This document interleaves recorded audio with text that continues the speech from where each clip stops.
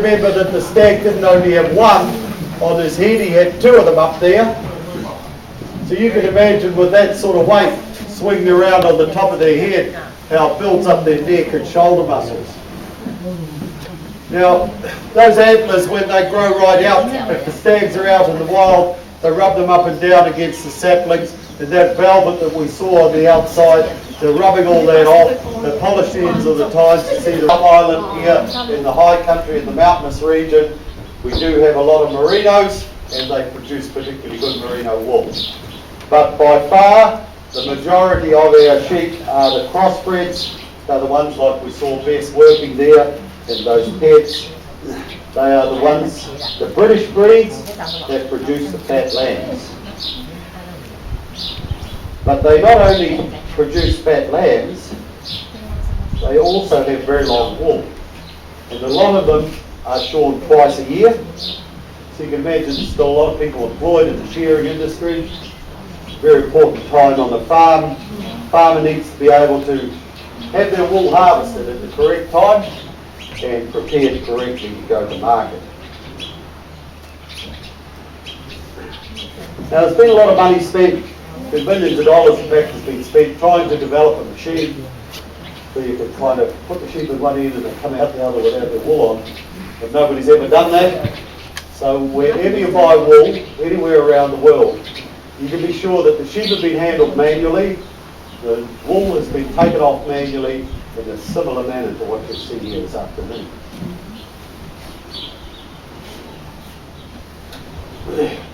Now sheep have been very important to many cultures for thousands and thousands of years. A lot of countries have milk products from sheep. There's the meat, of course, and the hides, but wool has always been very valuable to many cultures.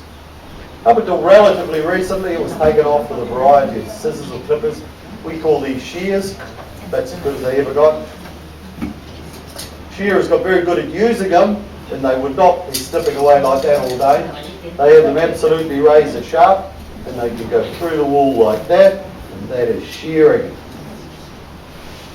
But most of our sheep in New Zealand, we now shear with machines. And this handpiece is kind of like a hair clipper. There's a comb on the bottom, a cutter that goes across the top, and it goes through the wool and cuts the wool off. Now in the summertime, we could use a thinner comb on here. Not as thin as the one I use, but winter time we could use a thicker one, and it's called a cover comb. It does leave more wool on the sheep. And of course, just because the wool's been taken off, it doesn't mean it stops growing. It just continues to grow. And we do know that sheep do really well after shearing. As long as they've got good body condition and plenty of food, they do really well. They actually eat more, but that's a good thing because they're taking in nutrition and they produce really well. Now, the typical shearing shed in New Zealand, depending on the size of the property, but there might be 3 or 5 or more of these machines in a row. There'd be a shearer working on each one. There'd be wool handlers along the front. As the wool's coming off, they're taking out the dirty bits, keeping them separate. The wool then goes into a pressing system like you see there. Then it's made into those big bales out the back to go to the market.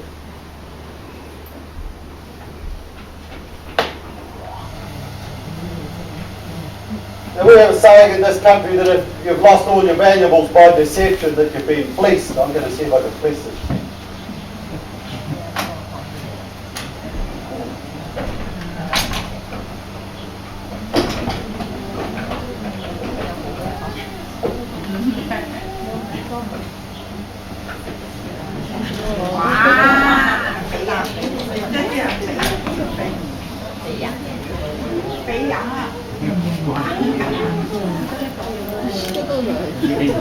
Now in New Zealand we have a lot of shearers come from other countries to help us shear our sheep. A lot of New Zealand shearers go to other countries to help shear theirs. And with all that interaction, nearly all professional shearers now shear to a similar pattern. And it's a pattern that's been developed which is easiest for the sheep, it's easiest for the shearers. Now the first part of the fleece we take off is the belly wool. We call it the belly wool because it's on their belly, but so we'll take the belly wool off.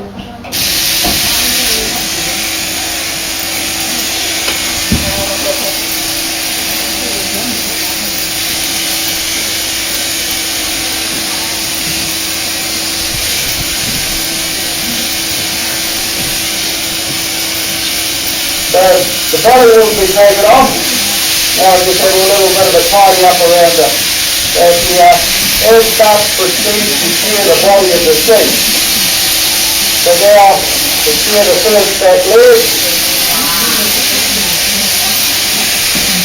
Once the back leg has been sheared, shear up over the tail. Nothing to take off here, you look like me up there. So now we can start to shear up the neck.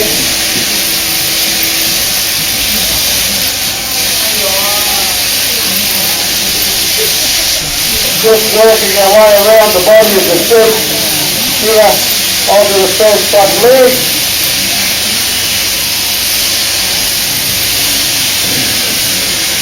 And with the first front leg has been pulled out, you can have a little lie around. We'll shear what is called the long row.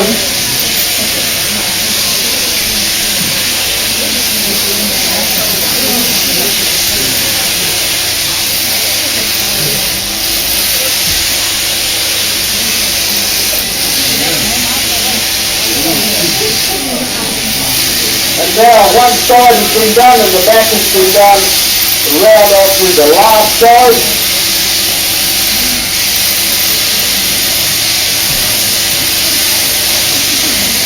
The shearers like to call this the money side because shearers get paid for the number of sheep they shear in a day. And of course they get around here, it's like just putting another one on the counter for the day. And professional shearers shearing this type of sheep could be shearing between 300 and 400 each day.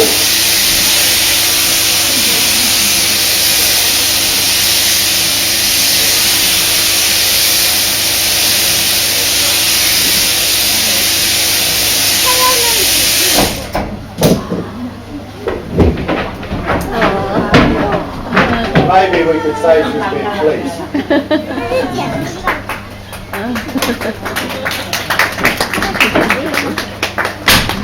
She has grown. This is crossbred wool. This is the wool that's used for blankets and carpets mainly, and coarser wool products like my vest. But I invite you to come up and get your hands in that wool and feel it. Will feel kind of oily. Come on and get your hands in the wool. Cool. Now Sue's Jill has just come through from the gift shop. She can not only make good scones and pikelets, she can also spin wool on the spinning wheel. You're welcome to go and see her spinning a yarn. Anybody else would like to come and ask some questions, feel the wool, go for it. Go on.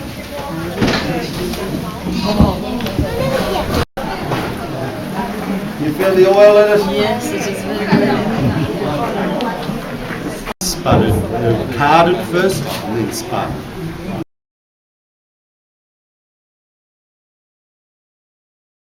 Straight off the sheet. Normally you'd wash it. You'd wash it and card it, which is Card is combing like it. combing it, You yeah? get all the little nitty bits out. Oh right. It's But not, it's did not you to feel line the it. wool? I did, but I won't feel it again. It's not just. Oh, you just it's wonderful, that lanolin. Yeah. It's so good for you. You were showing them a bit. This bit. What's that? The thing? Nitty Noddy, which I think is an awesome name. And I actually Googled it the other day because I've always wondered how did it get to Nitty Noddy.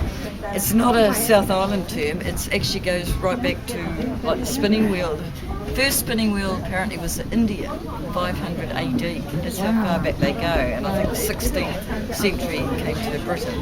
But anyway, the Nitty Noddy, instead of having your arms like that and wrapping the thing, this slightly off key, if you look at the design of it, and all you're doing is going and it's threading, you know, like that, and then when you've got this chocker, you pull one side down, the other side down, you've got your skein of wool.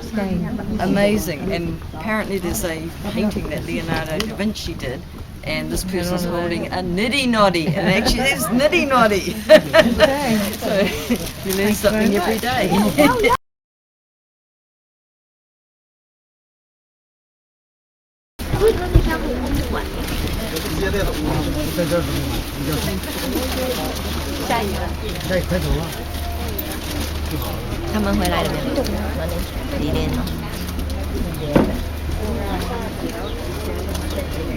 Aha,